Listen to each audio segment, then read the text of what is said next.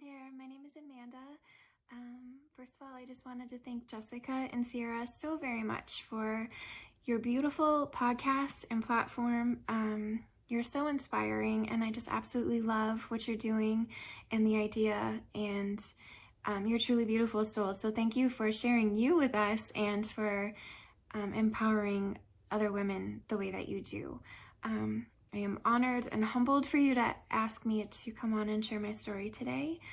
And I will do my best. I'll be honest and say I am a much better writer to getting my thoughts all down on paper than I am a speaker. So I will do my best to dive into this with all of you and share a little piece of my heart. So basically where it starts is I had cardiomyopathy, dilated cardiomyopathy. I was diagnosed a day or two after my twin girls were born, and they'll be 17 in December, so it was quite a while ago now. But it was a long road for recovery for me. I was in heart failure. I almost had to have a defibrillator. My body couldn't handle all the medication that it required to help you heal and improve. So it took many, many years for me to get where I am today, and I'm at a good place today. Basically, I'm at normal for me. It's still a little, my ejection fraction and my numbers are a little slightly on the edge, but it's normal for me and I do very well.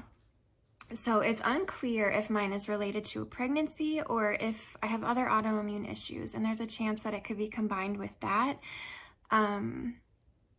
So basically you are not supposed to have, if you have cardiomyopathy, it's one of those conditions where you're not supposed to get pregnant again because it can come on early, it can worsen early on within a pregnancy. You know, so many bad outcomes. The mom might not make it, babies might not make it, you might, just so many things around that. But that's kind of where my story starts, okay? So I'm gonna bring you to 2010, back to 2010. So it was a really rough year for my family. My husband's cousin, Brian, was a first responder during 9/11. We were living in New York at the time, in 2010, and Brian stayed down during 9/11 for, I believe it was 2 weeks he was down there. Long story short, he developed a really rare form of cancer from being there, and we lost him in January of 2010. And while we were at his funeral, I had a weird experience where I actually saw my dad. When I was saying goodbye to Brian, I saw my dad. I saw a flash of my dad. And long story short, a few days later, I get a call from my parents that my dad needed to have an emergency open heart surgery. He had to have a triple bypass. So we lost Brian in January. In February, we were flying home. Early February, we were flying home to see my parents and be there for my dad while he went through the surgery, and my mom. That went well, thank goodness. So fast forward to March of 2010, there was a nor'easter, which is this crazy storm that blew through, and our home in Long Island, the roof, the shingles were pretty much blown off or destroyed, however that works, and water went through the roof of our home, and we were displaced for some time until the end of April. So almost like a good 2 months living out of hotels and RVs, wherever we could figure it out. Our girls were in kindergarten at the time, and we were commuting back and forth for that. So just everything was so crazy and just not a very stable place to live. So when Easter came around, my two daughters and we flew to Minnesota to be with my family over Easter, and my husband actually stayed back. I don't remember the details around all that. It was such a crazy time, but he ended up staying back to take care of some things, and he had the girls and I go to get away. Came back in the end of April. We were finally back in our home, and during those years of healing and recovering from cardiomyopathy, I had several moments where there were scares, and I ended up going into the emergency room or the doctor and just making sure that things were okay, because I truly wasn't very healthy during that time. I would honestly lose my breath just singing a song to my kids. So it was a crazy time, but I wasn't feeling well. I remember this time, I wasn't feeling well at all. It was scary. I knew something was really wrong. I was home alone with my daughters. I had called my neighbor over, and honestly, it's such a blur. I can't remember if that time they called an ambulance and my husband came home, and I believe I was on an ambulance to the hospital that time. And of course I had been there many times, run through all the tests. Of course I had to take a pregnancy test, and I told them they were absolutely crazy. There was no way I was pregnant. I couldn't be. I was not allowed to have any more children, having cardiomyopathy. And we were waiting. We were sitting there waiting, and I remember, I can see it. My husband, I told him, he was starving, he hadn't eaten, and his sister was across the street from the hospital at a diner, and he's like, do you care if I go eat? I was like, no, of course, go. I'll be fine here. Well, it turns out that a nurse came to me with some of my results while he was away, and sorry. So she came to me, and she basically told me that the problem was why I was starting to not feel well and why I was feeling the things I was feeling, because I was actually in fact pregnant. And the blood drained from my body, like my heart was in my stomach, and it was terrifying because I knew what that meant, and scary. So I just remember this woman, and it is so amazing how certain people are placed in your life at the right time. My nurse actually had twins, and she actually also had cardiomyopathy during her pregnancy, and hers was from a pregnancy related. But she knew what that meant for me as well.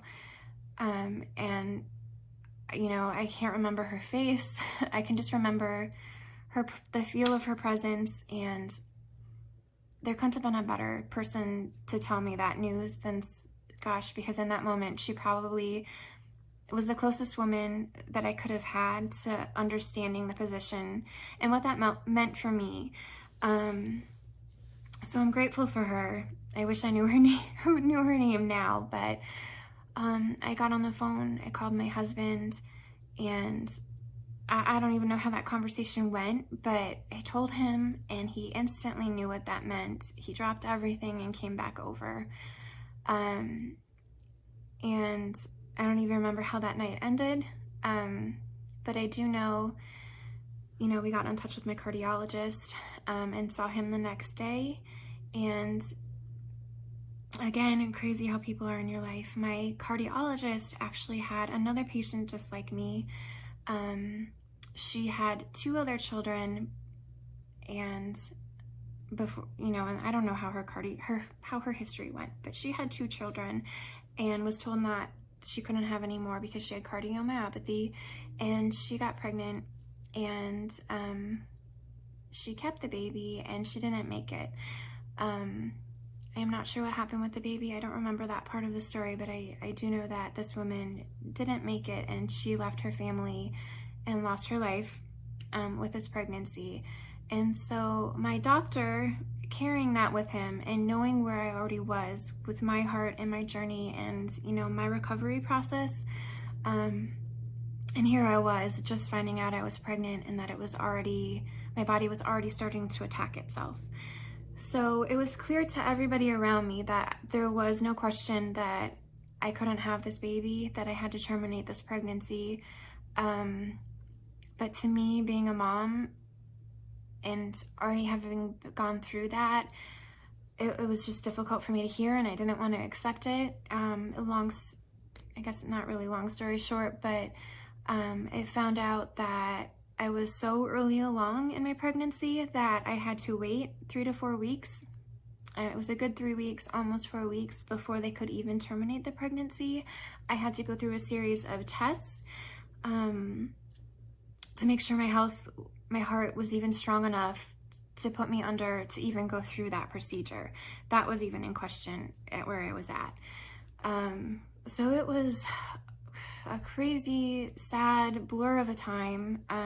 It was the end of April, And so I had to wait 3 to 4 weeks before we could do this. So I took that time to research doctors and look into high-risk pregnancies and ask all the questions, and everybody around me already knew the answer. And my husband, he understood what I was doing, but he didn't understand what I was doing because he knew that there was no answer other than terminate the pregnancy. So I just went into this downward spiral. Gosh, I had to let this baby grow inside of me, knowing that I had to take him away. I always felt he was a boy. He was taking care of me from the start. I craved raw vegetables and all these healthy things. And sorry, it's still hard. It's still hard to, get the right words and to talk about it, but my heart didn't want to let go of a chance that I could make it work, even though all the odds were stacked against me. I had to go through Mother's Day, and I remember we actually went out. We had family members who owned this place where there was brunch for Mother's Day. It was like this big event, and we went. A lot of our family members were there. I was miserable. My brain played tricks on me. I was, had in my head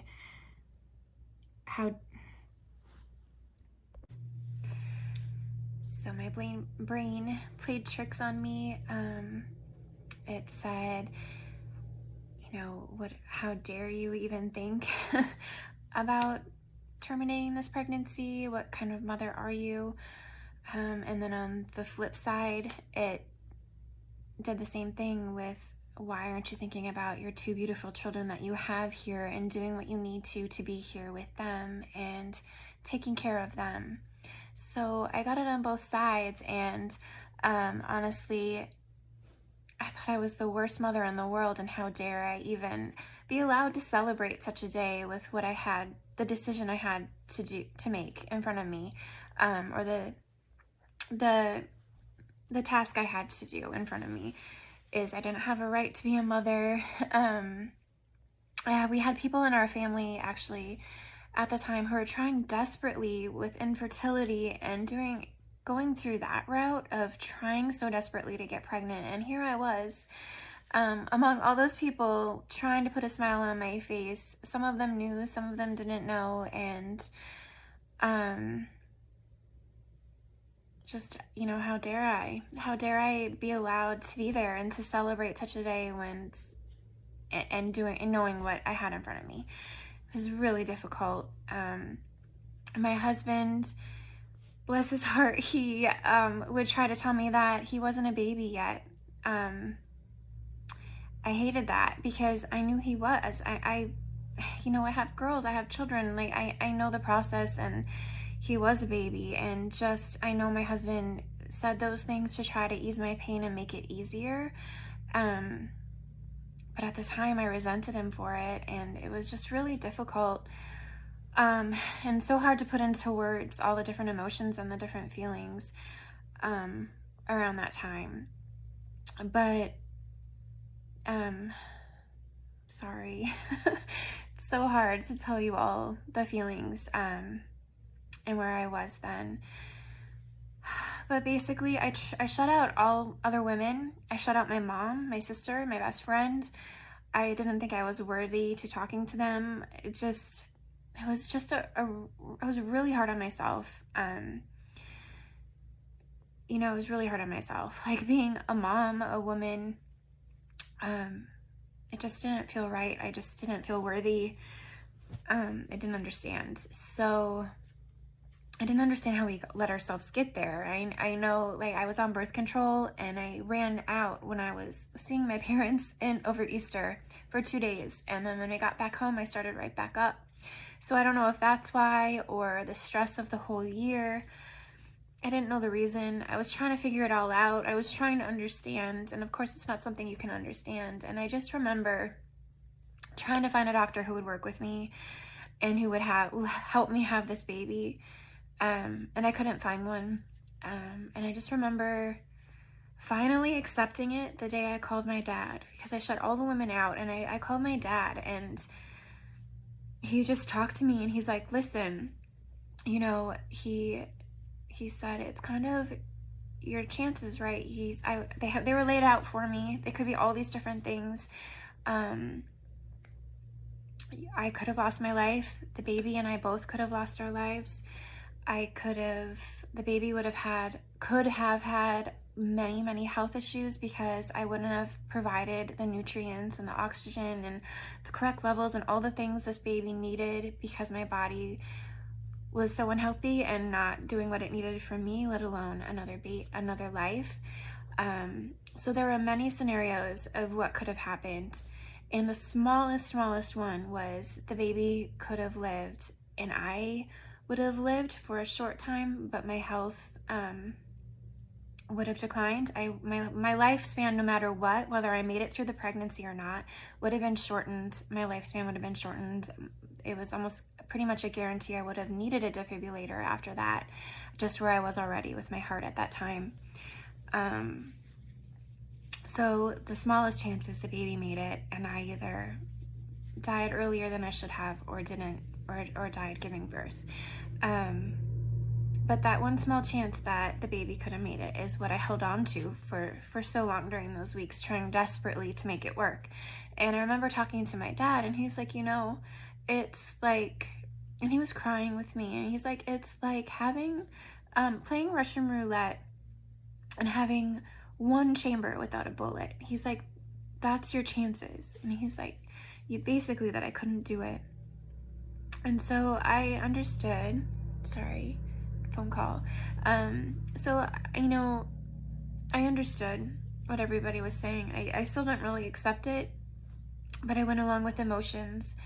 And so there was a time that, I'm so sorry for all these tears, but there was a time when I had to go in with my husband, and they had to do a sonogram to see if the baby was at a phase where they were able to terminate the pregnancy. And I remember they were supposed to leave the heart monitor off, and they didn't. And of course I heard the heartbeat, and my husband tried to tell me there wasn't a heartbeat yet, and it wasn't a baby, and I told him all along, of course he is. And I heard the heartbeat, and my husband freaked out.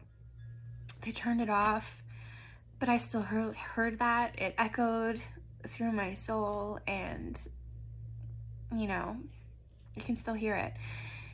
So that didn't help. That's one of the defining moments I remember. Like I said, a lot of this time is such a blur. After that, the next thing I really remember is the day. It was May 21st, and my neighbor watched our girls for us, and there was this, I don't know if you're from Long Island, you have all these fun little fairs, and there happened to be a fair in our town, and so I know they were going to take our girls there and take care of them for us. And I went in, and I remember being in this room. I guess it was a room where you get ready for day surgeries, and I was alone and a nurse, and it was open and cold and lonely. And for whatever reason, my husband had, I don't know if I was changing or what they had me do, but my husband had stepped out, and I was crying during this whole entire process. I couldn't stop crying from start to finish. I was in there crying, and my husband was not in the room at the time, and the nurse was so cold to me. She was the coldest nurse I've ever had. And she just came up to me and said, you know, you don't have to do this, right? So clearly this woman had not read my chart, didn't realize that I even had to go through a series of testing even to make this possible. She had no idea. She had no idea why I was there or the circumstance around it. She clearly didn't agree. So I remember that. And I remember my husband coming back in, and I had told him what had happened. And the next thing I remember, I honestly don't remember saying goodbye. I don't remember them coming to get me. I don't remember them putting me under for the surgery, for the procedure. I just remember crying that whole time, that whole morning. And then I remember waking up, and it was such a small room. I don't know if they knew it was going to be a mess when I woke up, but it was almost like a little closet. I was by myself, and I woke up just crying. And I don't remember when I stopped.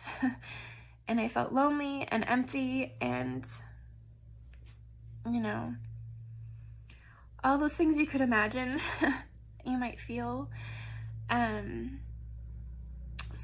So that's kind of where the story is, and it's so hard to talk about. There is nothing out there for, there's a little bit out there for women who have cardiomyopathy with pregnancy. There's a little bit of groups out there for that, but there is no group or place to turn to find for women who have to terminate a pregnancy for their own health, like not for the baby, not for anything else, like your own health, being a mother and knowing what that means, and the guilt surrounding that and what you put on yourself. There is nothing out there for you to talk to. There's nowhere for you to find those other women, because I know there has to be other women out there in this position. There are plenty of groups for women who have miscarriages or, loss of a baby for several reasons. For those who are trying desperately to become pregnant and can't get pregnant. And I'm not discounting any of those. I felt I didn't belong, that I wasn't worthy to even grieve with those women, because I was able to get pregnant and I had to take it away. So I didn't feel I was worthy of even their support. I felt I was so beneath all of that.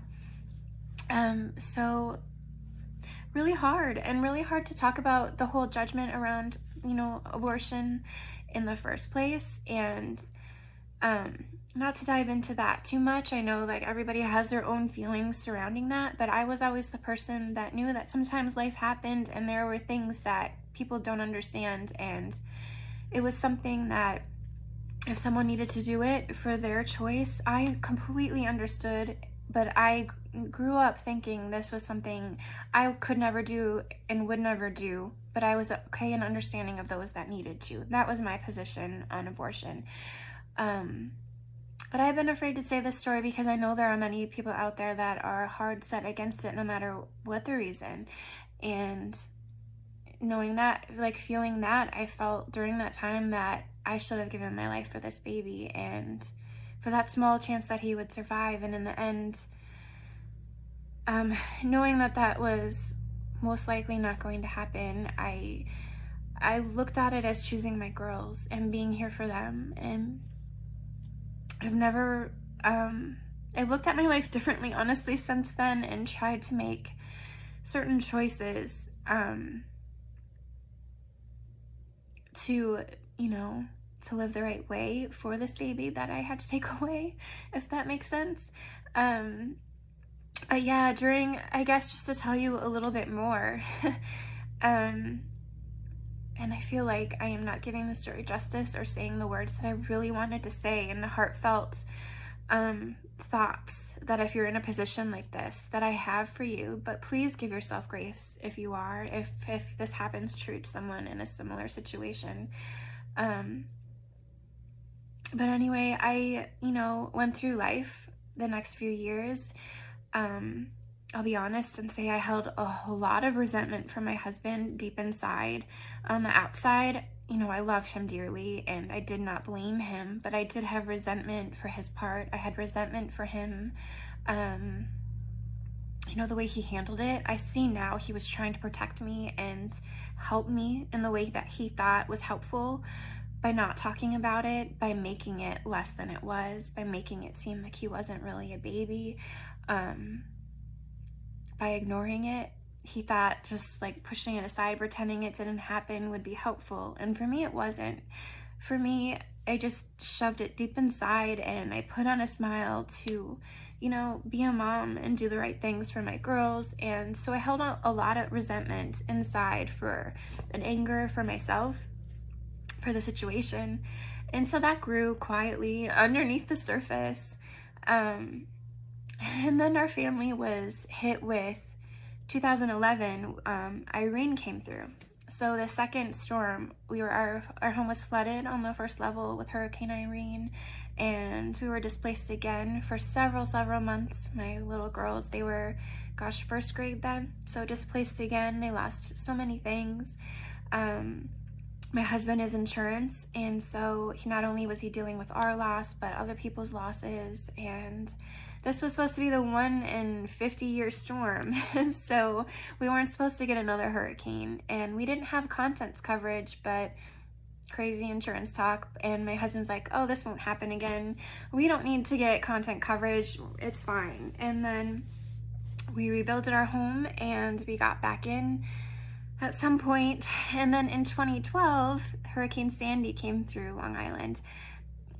This one had 6 feet of water, raw. We lived near a sewage plant. Well, not near, but close enough that we had raw sewage. 6 feet of ocean water, raw sewage, and then Long Island, our town, we all had heating oil that heated our homes. So all of those tipped over. So we had heating oil and all of that floating throughout, 6 feet of water in our home.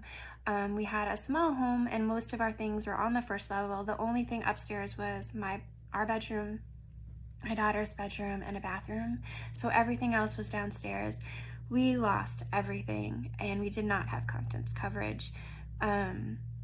My kids lost all their toys except for the few things that we took with us when we left, and the few things that were in their bedroom upstairs. So that was a devastating loss again. So the third time in our life and my young daughter's lives, we were displaced and living with family. Thank goodness we had family to live with, but we were living with family and commuting back and forth and all of what that entails. And my husband, this time, it wasn't just a small community of people that were affected. It was so many people that were affected, from not having power for several weeks. People had losses from that, from the people that had losses from trees falling, the people that had losses like we did with full-on floods. He was so overworked. And so he dove into that, like helping our own family and all these other people. I rarely saw him, and he was like beyond stressed. And so all my feelings were shoved down even more as I stepped up to the plate for the emotional level for my kids and helping them have a state of normalcy and keeping them as normal as possible in this crazy, unstable, unnormal situation that they were thrown into again. And so we didn't get back home until spring of 2013. Then we were finally back home. And during that time, my husband and I were in a really difficult place at that time, as you can imagine, as we kind of just, he held up his end of things and I held up my end of things, and we kind of lost each other. And I think I got to a point where I felt I was reaching out and I was being shut out. And then I shut myself off from him. And long story short, to not get too personal, we were in a really, really difficult place in our marriage. There was so much love there, so much love, but so much in the way. And then on top of that, this deep hurt that I was still dealing with and unable to let go of and not heal from. And that was really strong, and it wasn't something I really talked about. Nobody talked to me about it. There was no one for me to talk to. I couldn't find anybody. And so I held on to this hurt and this pain and this resentment and sadness of this baby during all of that. And so I remember, I wasn't going to talk about this, but I remember in January, before we were home, I was painting with my girls and, watercoloring, and I was like, all right, I'll paint with them.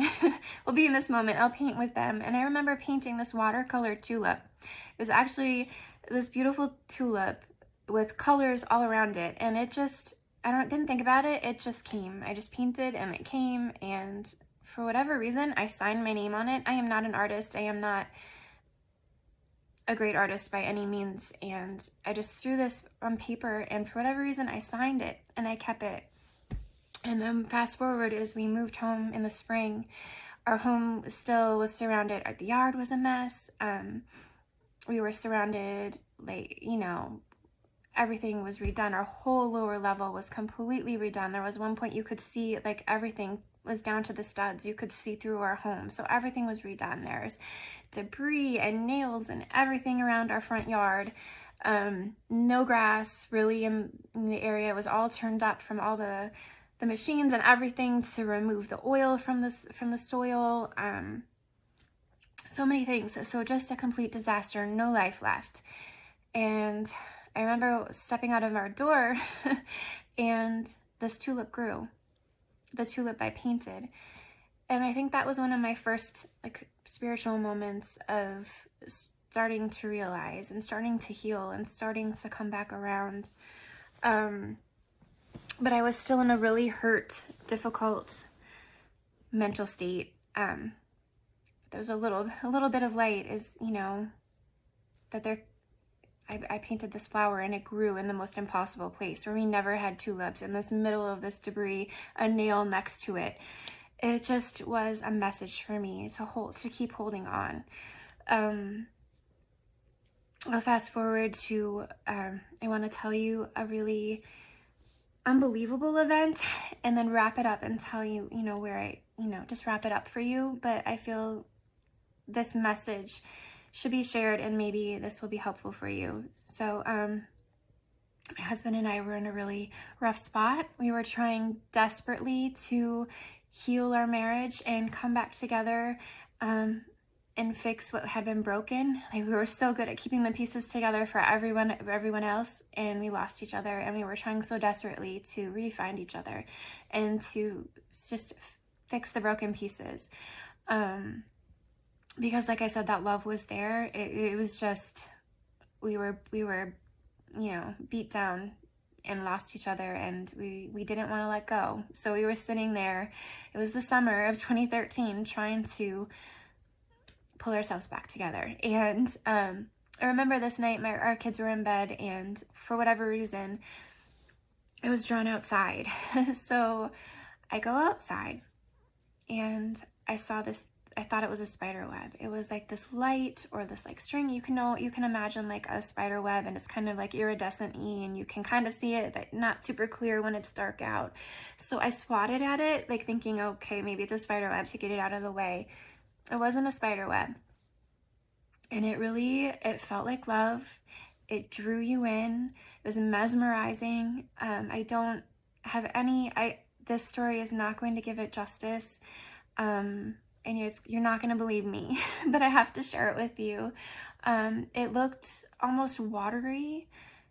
It was not really iridescent, but it was like, it was there, but watery, and you could see through it, and it was like fluid, and it moved in the air, and it just totally draws you in, and it just engulfs you, and this feeling of love, and you're like frozen within it, just watching it, and it just danced around you. And at one point, I don't know how long, I was out there just watching this beautiful dance of whatever this thing was, and my husband comes outside, and instantly he was like, "You've been out here a while?" I'm like, "Yeah." And I didn't say anything. I just kept watching this. And then all of a sudden he starts swatting at it, and I was like, "Oh my God, you see it too?" And he's like, "Yeah, what is that?" And I was like, I don't know. And we just sat there watching it float around us. And I am so thankful that he came out and saw it too, because it's literally so unbelievable. And I could never describe it in the way that we saw it. But I just at one point raised my hand, and it rose up to like meet my hand. And I put my hand down, and it flew down to my hand, almost to say, like, yeah, I'm here. It's me. This is real. And we just watched it, and it floated around and danced and moved back and forth, and it just had a feeling. And I don't know how long we were there, and then all of a sudden it flew up past us. Oh, we were in our backyard, so it flew over our house this way. And then, so we watched it. We looked up and watched the direction that it went. And then just as it went out of view, a shooting star went back the opposite direction from where it flew. So it flew over our house, over here somewhere, and then right where that was, a shooting star flew back. It was the most unreal, most beautiful thing you could have ever witnessed. And we didn't speak, and then all of a sudden my husband just said, "You were right, he's a boy. He was a boy." And I just started crying, and it's just like, I truly believe, and it's okay if you don't believe, but it spoke to us without speaking to us, and it told us each what we needed to hear in that moment. And we both knew it. We both felt the same thing. And without telling each other what we thought it was, we both knew what it was. And it was the soul, or the light, or the life force, or the soul, whatever you want to put that label on, of our baby. And he came that night, I believe, to help us heal, to help us understand. Like, from that moment, I will tell you, as a mom, you will know, if you are a mom, you know the feeling of holding your baby for the very first time. It's a feeling you think you will never ever forget. It's so beautiful. And you do a little bit, it fades. Like, you don't forget it, but it does fade. And I guess if you're a mom of multiple children, you know, and I'm clearly not, but you must know that once you hold another new baby for the first time, that it comes back full force, right? Like, and you feel that all again, and then it probably slowly fades a bit. That night, I felt like I held my baby for the first time. That feeling was so strong, and it was such a beautiful gift to have. And he basically let us know that he was never meant to be born, if you can believe that. Like, the purpose wasn't to be born. The purpose was, I don't know, to set us on a new path, to set us on the right path. We were lost, to put us in the right direction, reset type of thing. I don't know if you believe it. Maybe one of those things that was meant to happen for whatever reason when you decide to come to this earth, if you believe in that. But he did. If that would have happened, I would have died. That baby would have died. He was not meant to be born.